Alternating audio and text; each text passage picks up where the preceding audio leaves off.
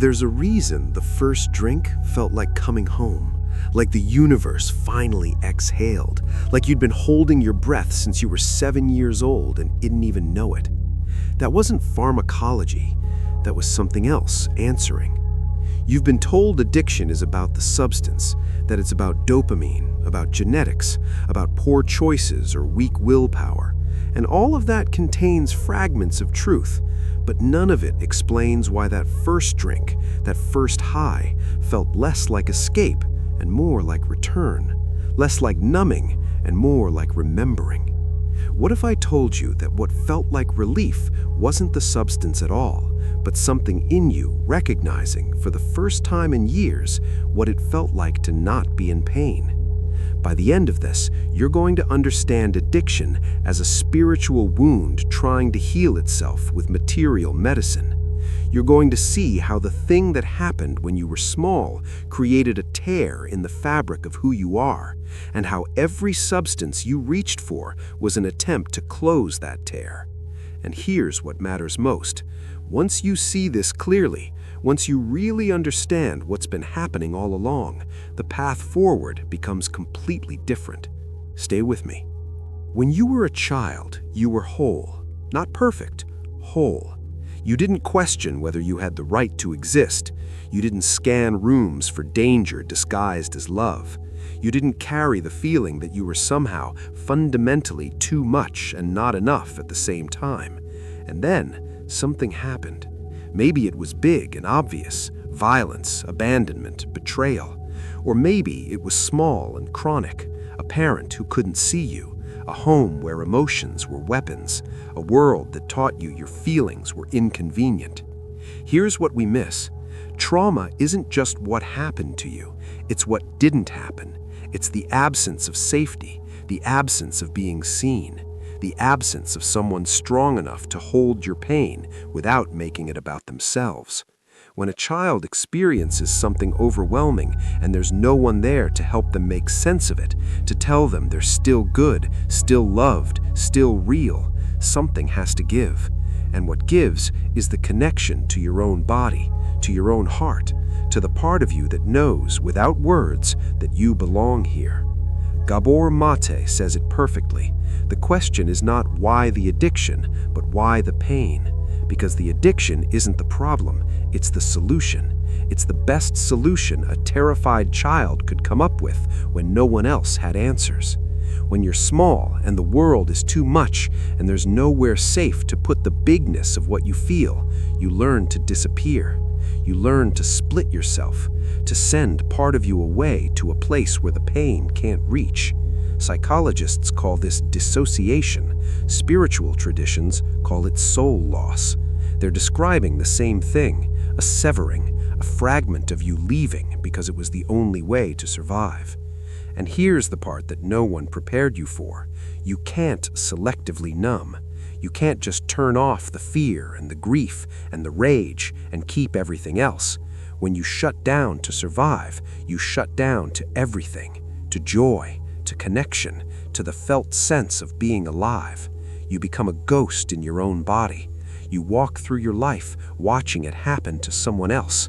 And this walking deadness, this hollow ache, this feeling that there's a glass wall between you and the rest of the world, this becomes normal. You forget you're even doing it. You forget what it was like before. But here's where it gets strange. The body remembers what the mind forgets, and the soul never stops reaching for what was lost.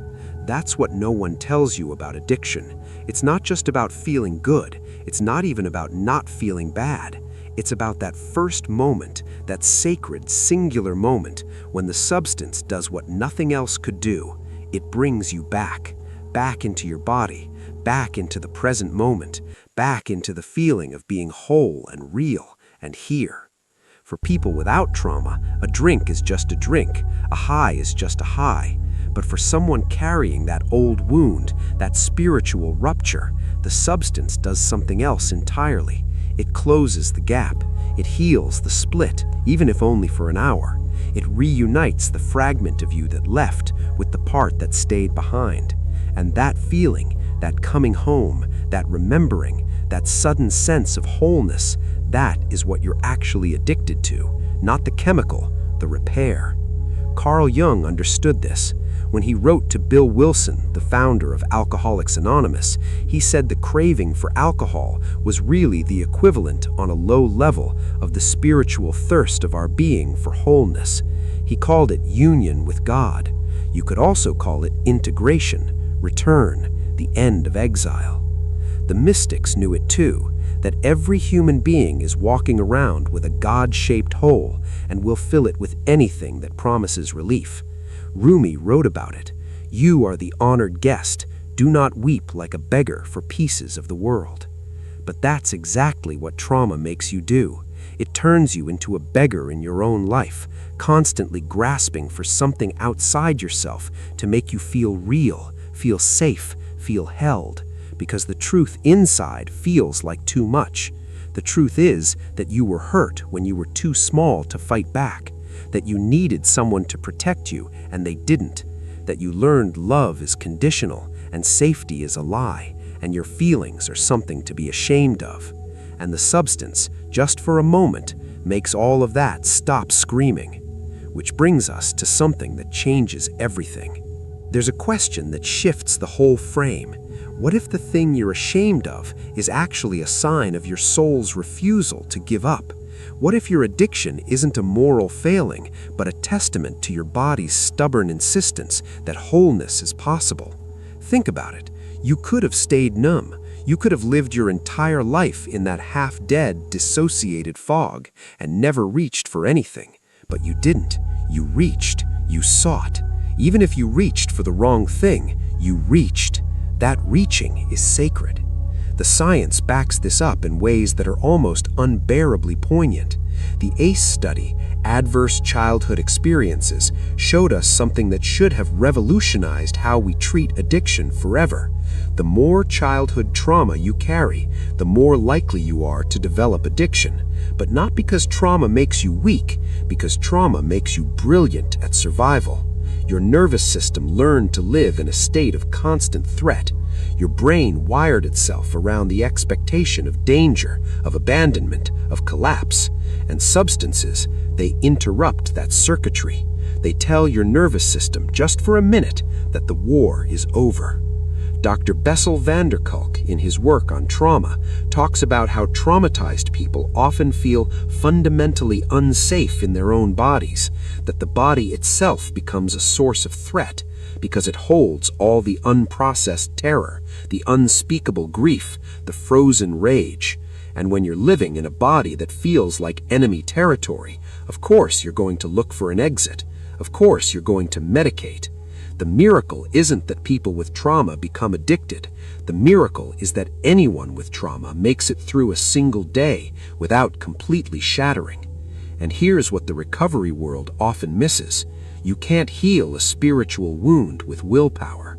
You can't logic your way out of soul loss. You can white-knuckle sobriety. You can count days. You can avoid triggers. And all of that matters. All of that helps. But if you don't address the original rupture, if you don't tend to the place where you first learned to split yourself in two, you're just holding your breath again. You're just whispering to that terrified child, "Be quiet, stay small, we'll deal with you later." But that child is still in there, still waiting, still holding the pain you couldn't process at 7 or 12 or 16. And until you turn toward that child, until you bring presence and tenderness to that frozen place, the craving will always be there, humming under everything, waiting for a moment of weakness to pull you back. If this is landing for you, if something in what I'm saying is touching the thing you've never had words for, hit subscribe. We go this deep every single week. No shortcuts, no slogans, just the truth about what it actually takes to come back to yourself. Now here's what makes this both devastating and hopeful. The way back is through the wound, not around it, not over it, through. And that's terrifying, because the wound is the thing you've been running from your entire life. It's the reason you needed the substance in the first place. But here's the truth that might save your life. You're not 7 anymore. You're not 12. You're not that child who had no choice but to split and survive. You're the adult now, and the adult in you has something the child never had: agency, presence, the capacity to hold what once felt unendurable. This is where the spiritual path and the psychological path converge, because recovery, real recovery, is about reclaiming the exiled parts of yourself. It's about going back to that moment of rupture with adult consciousness and saying, "I'm here now. You don't have to carry this alone anymore." It's about learning to stay present in your body, even when the old terror rises, even when the grief feels like it will swallow you whole, even when every fiber of your being is screaming to run, to numb, to disappear.